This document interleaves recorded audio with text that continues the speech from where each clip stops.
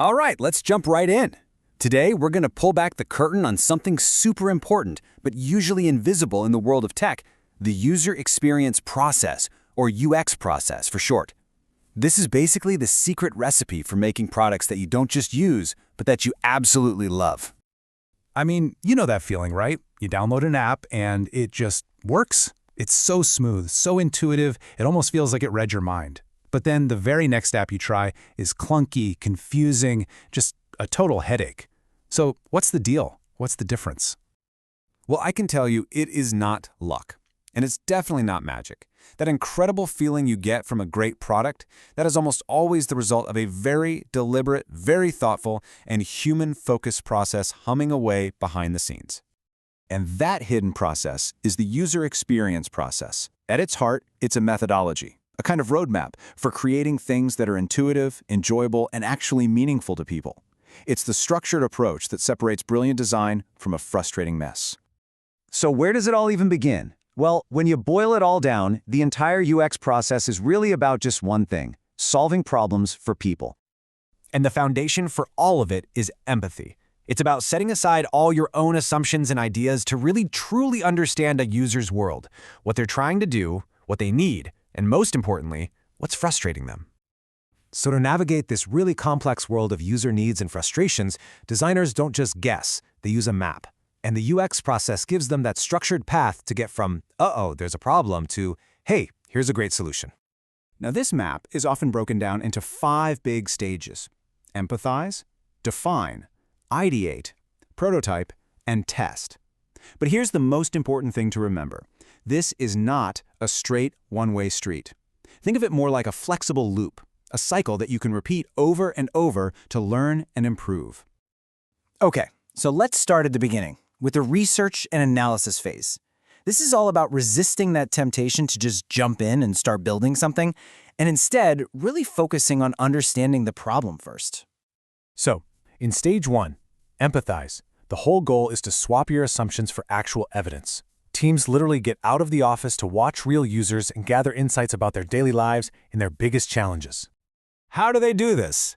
Through things like user interviews, sending out surveys, and just observing people in their own environment. And all of that research gets boiled down into these super useful documents, like user personas or journey maps, that help guide the whole team. After all that research, you've got a mountain of data. So the define stage is all about finding the signal in the noise. This is where teams take everything they've learned and turn it into one clear, actionable problem statement that becomes their North Star for the project. This means turning all that raw data into a focused mission. Teams will group their insights together and ask these great "how might we" questions to really frame the challenge. You know, something like, how might we make ordering groceries easier for a busy parent? Notice, they're not coming up with solutions yet. They're just defining the problem perfectly. Okay, so once you have that crystal clear problem, the whole process shifts gears. We move away from just understanding and analyzing, and we get into the really active, hands-on phase of creating, testing, and refining solutions. This is where the ideas start to get real. And that brings us to stage 3, ideate. This is the creative storm. The goal here is absolutely not to find the one perfect idea right away. It's the complete opposite. It's about generating the biggest, widest, craziest range of solutions possible. No idea is a bad idea here. It's all about quantity over quality. So you'll see a ton of brainstorming, people sketching ideas on whiteboards, creating storyboards. The things they create, like simple sketches or what we call low-fidelity wireframes, are meant to be rough. The point is to get lots of ideas out fast, not to make one perfect one. From there, the best of those rough ideas move into stage 4, prototype. This is where the team creates tangible, interactive models of their ideas. Prototyping is all about making an idea feel real enough that you can test it without having to spend all the time and money to build the entire thing. And these prototypes can be super simple, like sketches on paper that you can physically hold, or they can be really polished, clickable mockups that look and feel just like a real app. But no matter what it looks like, the deliverable is always the same, something real that a user can interact with so you can get their honest feedback. And that brings us to the moment of truth, the test stage. Here, you put those prototypes in front of real users, and you're not trying to sell them on your idea. You're there to see where it breaks, where they get confused, where it just doesn't work. This is where your assumptions meet reality. So you do things like usability testing to gather all that critical feedback. And the output isn't a pass or fail. It's a report full of actionable insights, specific, concrete things you can actually do to make the design way better. And this is what really shows you the true nature of the process. The feedback you get from testing doesn't end the work. It fuels the next step. Those insights might send a team right back to tweak a prototype, brainstorm totally new ideas, or even realize they need to go back and redefine the entire problem. It's a continuous loop of improvement.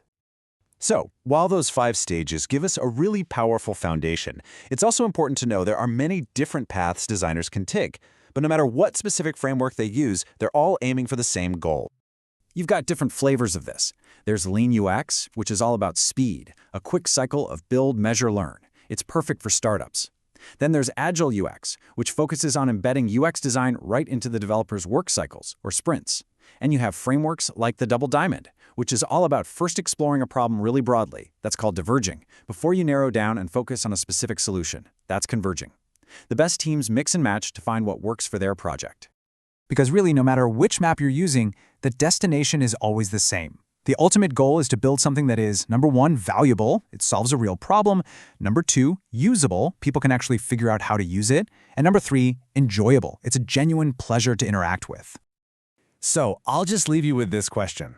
The next time you use an app or a website that just feels right, that feels like magic, just take a second and think about that hidden process that made it possible. What problem, big or small, did its designers solve specifically for you?